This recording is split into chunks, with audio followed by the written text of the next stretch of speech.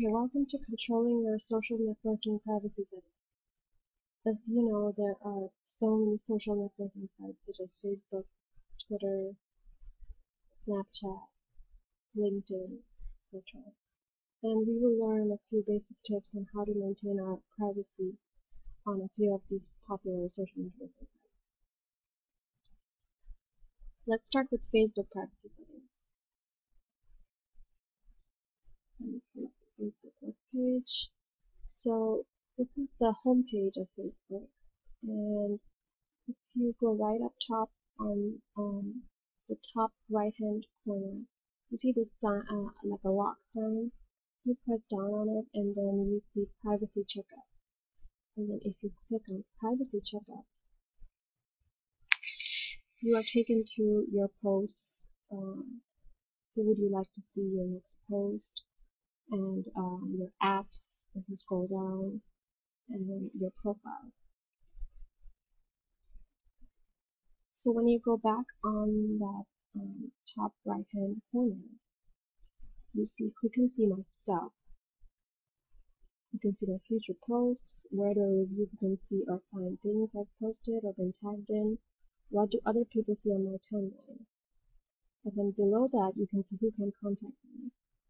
And this is where you see there's basic filtering and strict filtering. So after that you see who can send you friend requests. I have it set it to everyone, but if you want you could set it to friends of friends, so that would be a more limited audience. And then down here we see how do I stop someone from bothering me. And if you click that, you can add a user's name or email to block them. And if you click on see more settings, it takes you to the main page of privacy settings and tools.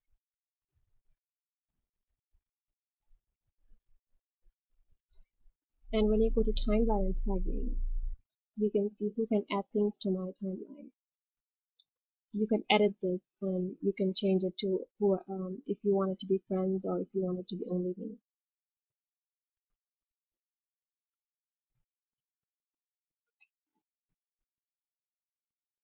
And then if you click on this left hand side is security. The security settings is one of the main place where you want to make sure that you have your login alerts, your login approvals, which will basically alert you if anybody logs into your account, and so that nobody can access all your personal information.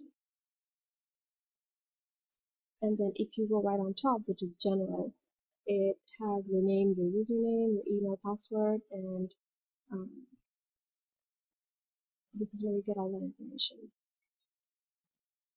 So that's a brief overview of how you can maintain your privacy in Facebook.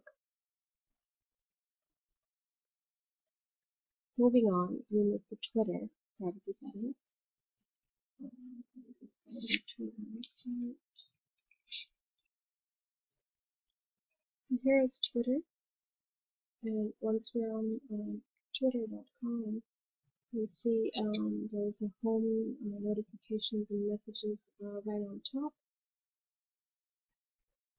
And then if you click on the icon on top left or right hand corner, you can see there's settings right there. And then once you move to the left side, you see security and privacy, and then click on that.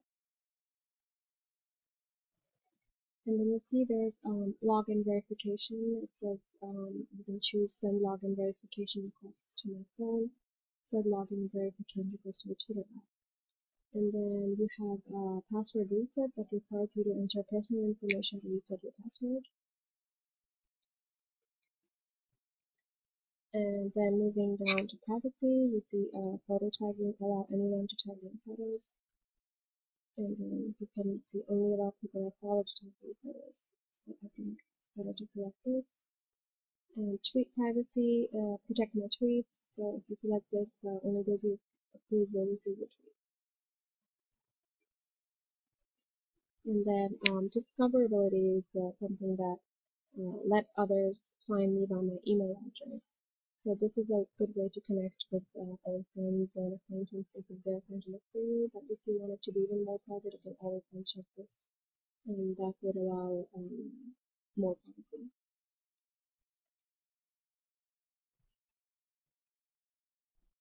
And once you've done everything, just hit save changes and just put your password and save changes. So those were some examples of some popular social networking sites where you could control your privacy to ensure that you're secure online. And since most of you are all of your students in high school, it is important that you protect your privacy as there are um, inappropriate people online and who might be a threat to you, to innocent people like you. So, like I was saying, anyone can use whatever picture they want on the internet, so beware, a nice picture can hide an insidious person. And it is advisable to not use your full name on social networking sites, especially if you are networking, as this would um, be an invitation to predators online who could actually find your location, because with all the various websites nowadays, it's very easy to find people's location based on their social media information.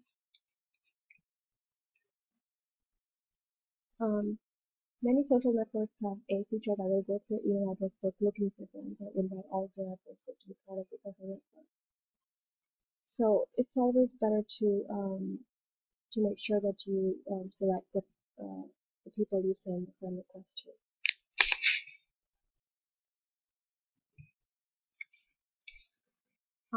Moving on to some very important points. If you feel harassed or bullied on a social network, ask the operators of the network for help. Let them know you're a minor, or confide in a trusted adult. And one of the most important adults that you could trust in are your parents. And if you don't have a parent, it is important that you have confide in a counselor, a teacher, or a figure of authority at your school. When you're on a social network, beware of the things you post online. Have a trusted adult as a friend or as a parent. This will remind you to be on your best online behavior.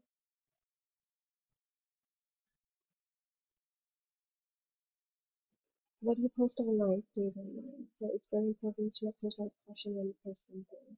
Think about it twice before you write something online, because in the future when you're applying for jobs or for colleges, your college, the board that decides on your scholarships and things like that, they will look at things that you posted online. So it is important that you um, think before you post. And like we've gone over, make sure you have your privacy settings in place. Always ask an adult for help, and it's the most important thing you'll ever do before you embark on this social media journey.